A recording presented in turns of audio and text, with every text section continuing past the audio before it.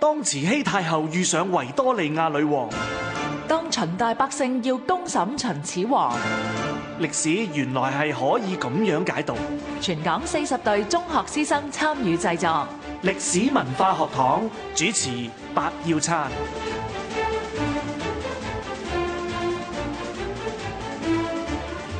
人總會無奈，人亦都總有遺憾嘅，或者去到生命嘅終結嘅時候，仍然未能夠釋懷，仍然會問點解？點解我會係咁？點解我做唔到？點解我失敗？即使死後如果真係泉下有知呢，可能都仍然唔能夠放得低。仍然念念不忘，繼續係咁問點解？點解？我諗就算皇帝都唔會例外，尤其是晚清一位皇帝啊，光緒。嗱，光緒佢想維新失敗，佢想娶一個女人，佢想愛一個女人，都受到慈禧嘅阻梗。佢甚至輸咗俾無論喺歷史版圖、文化國力都遠遠不如中國嘅一個鄰近小國日本。所以我諗，如果真係有九泉之下嘅，光緒會不斷咁問點解？點解？所以今晚歷史文化學堂玫瑰崗學校嘅中學部就為我哋預備咗一個好有趣嘅以歷史人物、歷史題材嚟到呢係創作嘅廣播劇，就係光緒點解？點解光緒？嗱，首先呢，我介紹一下呢係飾演裏邊劇中人物嘅同學同埋負責老師先。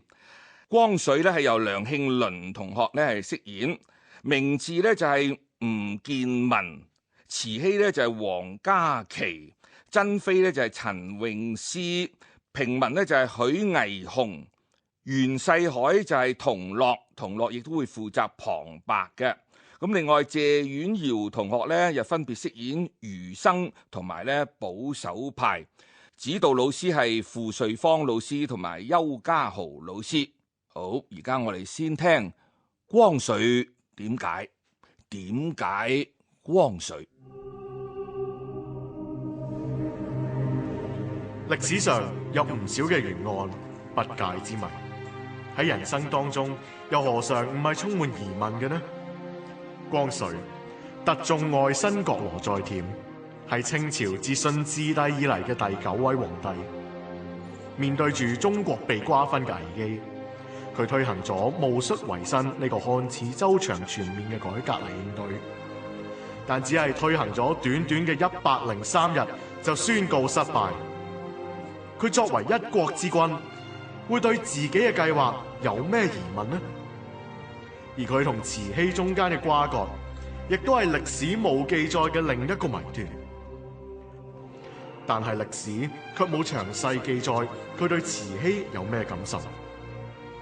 今日我哋天馬行空，將光緒放入一間有歷史人物活動嘅博物館裏面，揾咗成功推行明治維新嘅明治天皇同埋慈禧，解答光緒帝嘅2個為什麼。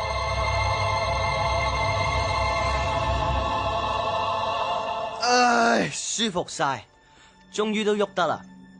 成日企喺個博物館裏面，啲人個個行過都笑朕係一個改革失敗嘅皇帝，要權又冇權，又冇人肯聽朕講嘢，連最基本中意一個人嘅權利都冇。死咗之後又俾人笑，諗起都火滾。明明朕同明治天皇嘅改革一樣咁全面，但點解佢會成功，而朕又會失敗呢？等朕過隔籬日本館揾明治天皇問清楚先。咦，我係手下敗將，做咩咁得閒過嚟探我啊？有啲嘢想請教下你。明明朕嘅戊戌維新同你嘅明治維新嘅內容都係咁全面，點解你會成功，而朕又會失敗呢？你講嚟聽下，等我幫你分析下啦。哈哈，朕呢個戊戌維新講起嚟呢，都真係幾巴閉噶。朕喺103日之內就推出咗40幾項嘅改革建議，朕為咗提高政府嘅工作效率，炒晒滿族嘅冗員，捉拿晒啲貪官，為咗廣納民意，又俾啲平民百姓去奏請佢哋嘅建議，做到下情上達。喺教育方面呢，朕就廢除咗冇用嘅八股文，改考時事，又設立咗北京大學堂，即係而家嘅北京大學咯。經濟方面，朕都有下過苦功噶。喺嗰時呢，朕就大興鐵路工程，同埋鼓勵工業、農業、商業嘅發展。而國防方面呢，朕就計劃興建啲陸軍、海軍學校，加強培訓。朕呢度全盤全面嘅改革，仲唔係亞洲最強？咁點解失敗啊？要知道，一件事嘅成功係講求天時、地利、人和。你睇你改革根本就冇人和。你改革嘅內容表面上好全面，實際上就好有問題啊！你不如聽下嗰時啲讀書人點樣話你。嗱，呢度有個人物心聲嘅掣，你撳下余生個掣，佢就會出聲噶啦。唉，我寒窗苦讀10幾20年，你一聲下令話要廢除八股文，轉考時事，咁我讀咁多年書咪白費晒啊！又唔可以高中狀元，即係做唔到大官啊！你嘥晒我成世人嘅時間啊！嗱，你再聽埋啲保守派點樣講你？你話炒啲冗員，即係炒我哋呢啲八旗子弟官，又話會嚴懲貪污舞弊，打爛我哋嘅飯碗，成個大清都俾你望埋啊！你再聽埋啲平民百姓點樣話你啦？傻噶佢哋，嗰啲梁啟超、康有為，淨係識得紙上談兵。仲有啊，佢哋日日都話有嘢改，我哋呢啲平民都唔知道佢哋想改啲乜。你聽埋余世凱點樣講你啦？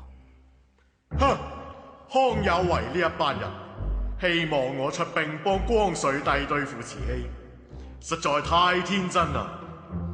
咁輕易就將呢個推翻慈禧嘅行動講俾我聽，我啊就真係冇佢哋咁傻啦！而家中國邊個話事啊？咪又係慈禧？好，等我將呢個行動講俾慈禧嘅親信榮祿聽，等佢快啲捉晒呢班維新派嘅人同埋光緒帝先。嗱，你聽到幾多人反對你啦？你真係太天真啦！要喺咁短時間裏面改咁多嘢，人民梗係難以適應同接受噶。淨係抄明治維新嘅內容，點會成功啊？你對上受制於慈禧，對下受制於大臣，不能行其權，不能行其志。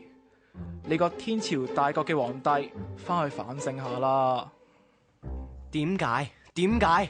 今日一定要問清楚慈禧呢個老太婆，點解要咁歹毒害死朕？慈禧，你呢個老太婆，你點解要害死朕？方氏，唉，算啦，都嚟到呢度啦。乖仔，我點害死你啊？朕聽到傳聞話你吩咐太監李蓮英日日喺朕碗藥度落砒霜，朕仲好記得。朕喺1908年10月21日食完龜蛋李蓮英遞嚟嘅藥之後就駕崩，仲話唔係你害死朕？哼，有病嘅梗係要食藥噶啦。阿仔，你冇睇過密案記載咩？裏面好清楚咁樣記住你係出現潮熱、盜汗、咳嗽、心悸、失眠、頭暈、耳鳴、健忘嘅病徵，而且都已經去到晚期。哼，喺咁嘅情況，你已經命不久矣啦。我仲需要多此一舉落毒害死你咩？就算你冇落毒，你呢10幾年嚟對朕精神上同心理上嘅虐待，真係搞到朕生不如死啦！咦，珍妃，你都嚟湊熱鬧啊？係朕叫佢嚟嘅。係啊，皇上，臣妾都俾慈禧害死得好慘啊！皇上，臣妾有嘢話俾你知。當年戊戌變法失敗後，西太后除咗軟禁你，仲不斷咁樣折磨我，對我施以形象，將我幽禁喺中水宮。豈有此理慈禧，你仲有咩講？真係火都嚟啦！朕當年17歲大婚選妃嘅時候，睇中咗江西巡撫德興嗰兩個女，你都唔俾朕揀，係都要朕揀桂祥個女為皇后。之後知道朕心係珍妃之後，又處處為難佢。你軟禁朕喺瀛台嘅時候，唯有喺太監嘅幫助下，我先能夠揾到愛妃。呢一切都係拜慈禧你呢個老太婆所賜。皇兒，後宮嘅事你又知得幾多啊？本宮陪你20載，而珍妃呢，只不過係短短幾年。你竟然信佢，唔信我？我又知你入宮之後好唔習慣，所以我都俾你同我一齊瞓。我會好好咁樣照顧你嘅起居飲食。你仲話我對你唔好，你良心何在啊？你強詞奪理，皇上你唔好信佢啊！仲記得1900年八國聯軍嘅炮響震動北京嘅時候，西太后你西圖深知冇辦法帶走我，竟然殘忍咁樣叫人將我推入井中溺死，至死都唔俾我同皇上見最後一面。所以慈禧呢個毒女人害死我，又害死埋我心愛嘅皇上。唉，王阿娘喺朕嘅心入面，永遠都解唔開對你嘅疑問。好似喺1908年3月，原本有個活佛達賴喇嘛話可以醫治好朕，而你就叫李蓮英唔好安排佢過嚟。點解朕37歲生日，你仲特登安排上演連營寨呢一套喊苦喊忽死死聲嘅戲嚟同朕賀壽？點解你唔支持朕？點解你唔支持我嘅改革？博物館將於5分鐘後開放。嗱，今晚係咁先啦，老太婆。你聽晚記住要答我啊！雖然光緒喺政治上備受打擊，生活上亦都有好多嘅不幸，但佢冇放棄過自己，仍然努力推行改革。即使被軟禁於瀛台，仍不停研讀西學。所以，如果我哋有機會同佢見面，我哋都會讚賞光緒呢位改革嘅先驅，同埋佢嘅奮鬥精神。歷史文化學堂主持白耀燦。光緒點解光緒啊？非常精彩，好有趣，好有創意，好得意啊！一個咁樣嘅廣播劇啊！我哋好多謝玫瑰崗學校中學部嘅同學為我哋呢係咁天馬行空啊！構想咗呢一個點樣啊？一個博物館啊！半夜啊，博物館入邊嗰啲歷史人物咧會走出嚟嘅嚇，當佢靈魂又好，當佢係鬼魂又好，唔知點樣咧，總之佢走出嚟咧，嚟到咧係互相對質嘅。咁不過咁樣喎，雖然話天馬行空咧，我好欣賞你哋咧，裏邊嗰啲嘢冚唪唥係都係歷史事實嘅喎。都做咗好多歷史嘅資料搜集功夫喎，好似係八國聯軍啊，又話珍妃俾慈禧害死啊，㧬落個井度啊，又光緒係點樣有病啊嗰啲嘅官方嘅醫書點記載啊咁樣樣嚇。係啊，因為我哋有好多嘅同學咧，本身都冇讀中史科嘅，咁我哋咁多位同學咧，就趁呢段時間就去咗好多唔同嘅圖書館，就去搜集啲資料。咁而家會唔會後悔冇選讀中史啊？我自己本身有，咁或者睇下有冇嚟唔嚟得切啊？喺下學年呢，就係追收翻呢個中史啦。原來可以咁有趣嘅，係咪啊？即係嗰啲歷史內容喺度㗎。嗰啲資料都係跟翻史實㗎，係嘛？但係你哋個包裝、你嘅構想嚇，擺喺嗰個咧係假設嗰個嘅場景情景裏邊咧，哇！嗰啲歷史人物咧就好鮮活咁跳出嚟啦。不過咁樣歷史裏邊咧講呢個光緒咧就係即係好柔弱㗎。同埋咧就係唔夠決心啦，如果唔係咧都唔會處處咧被慈禧咧壓制住啦。咁你而家咧借住呢一個咁樣嘅博物館裏邊嘅，你咪當佢鬼魂啊？係啊，佢係一個雕像嚟嘅，雕像嚟嘅，但係夜晚就識喐嘅，而家識喐嘅，即係有咗係活動嚇，而且咧有埋對話係啦。咁你想借呢個咁嘅假設嘅角色嚟到為光緒辯白係咪啊？我係想重新演活一個光緒嘅角色，因為好多歷史書嘅角度咧，都係覺得光緒係一個好懦弱啊，好文靜、好冇膽嘅，對住慈禧又係冇膽嘅皇帝。我就反而覺得歷史係可以從好多方面去睇嘅。歷史都係人寫嘅啫，係咪啊？係究竟光緒個內心佢心底層嘅諗法係點樣咧？可能喺嗰個宮殿入邊就要唯唯諾諾但係咧個心裏邊咧可能句句咒罵緊呢個慈禧都唔頂嘅喎。而我哋咧就想假設佢心入邊呢啲嘢就講出嚟咯。好啦，嗱，你哋咧第一部分咧就係同呢一個嘅明治天皇對話啦，就試圖咧就係將呢一個維新兩個維新，一個咧就戊戌維新，一個就係日本明治維新嚟個比較。咁你覺得光緒嗰度咧，你同唔同情光緒啊？你覺得光緒咧嗰度咧同明治嘅對質咧，佢個申辯咧有冇力啊？其實我們都大部分同學都很同情光緒的。因為我們所知道的是明治所推行的明治維新和光緒所推行的戊戌維新是差不多，內容是差不多，但係咪完全一樣呢？光緒頭先你哋嗰個內容劇裏邊就話呢，你咁全面，我都係咁全面噃。但是他們天時地利人和都有不同的，比如說在光緒這方面，他未必能得到全國人民的那個支持。尤其是慈禧還有保守派那一些，就好像我們劇裡面所提到的儒生啊，還有保守派啊，或者是那個平民袁世凱等等，這些人都沒有支持光緒，這也可以成為那個光緒的遺憾，也是讓他的戊戌維新失敗，所以係一個遺憾係嘛？即係好多人反對，唔係咁多人支持。相對嚟講，明治天皇咧就喺日本咧個維新咧一推行咧就上下一心係咪？咁於是咧就得心應手好多啦咁樣。咁於是即係話光緒咧將佢嘅失敗咧歸咎咧就係咧，哎呀！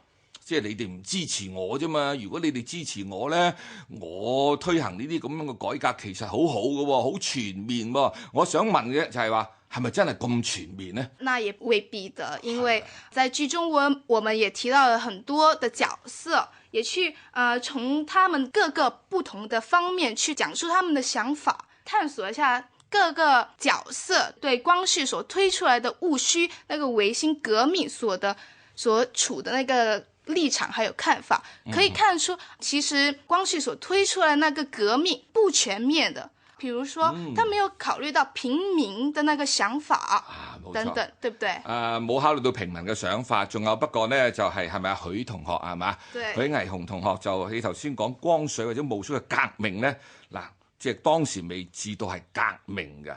如果革命就翻天覆地㗎啦，革命咧可能咧就係咧成個制度啊，特別個政治制度咧都係改革㗎啦。正就係呢一方面咧我哋睇翻個歷史度咧，就係咧戊戌維新咧個全面性咧係不及呢一個嘅日本嘅明治維新啦。因為明治維新咧喺政治上有咩改革啊？佢哋係效法西方一種制度㗎噃。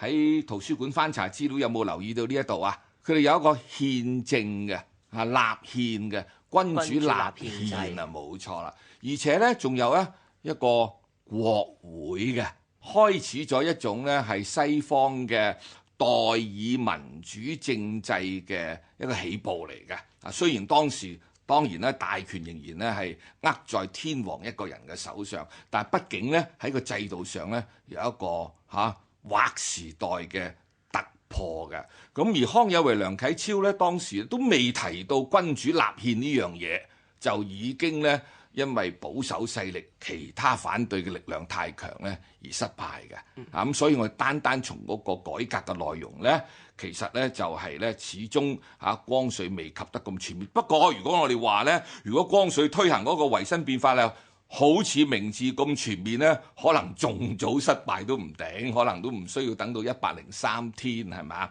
好啦，我哋又去翻光緒同埋慈禧啊，哇！你哋好嘢喎，真係好佩服你哋嚇，即係咁樣嚟到重新解讀歷史，因為從來咧都係光緒見到啊慈禧咧就係只會縮埋一邊嘅啫，咁啊而家輪到咧佢竟然夠膽叫老太婆喎嚇！飾演慈禧嗰位同學，你點諗法？你頭先嘅演繹應該同一般我哋習慣所睇到嘅慈禧嘅角色好唔同喎。因為佢係過咗凌晨嘅時候就可以喐動啦，咁就藉住呢一個嘅機會，希望可以俾光緒自己講翻自己心入邊嘅一啲真實好想講嘅嘢。咁同時亦都喺個角色入邊，其實見到慈禧係有幾咁歹毒咯，即係佢係好奸、好攻心計咁樣嘅。點樣呢？舉下例啊！傳聞就係話慈禧係會落毒去害死咗光緒，但係慈禧就打死都唔認嘅。另外就係話喺個劇入邊，我哋都有講到就係話慈禧佢唔俾佢揀佢嘅光緒自己嘅妾侍同埋皇后，咁都見到慈禧係好享受佢自己有嘅權力，亦都唔想放棄佢嘅權力咯。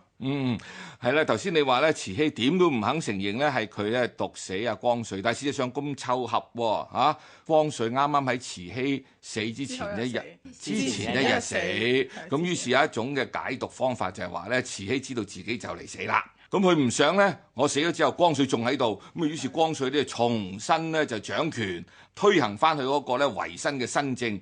我死都好啦，我都唔俾你再執政咁樣嘅。你信唔信啊？慈禧真係咁歹毒啊？我自己覺得不足為奇咯，不足為奇。因為我哋睇咁多嘅資料上邊都見到。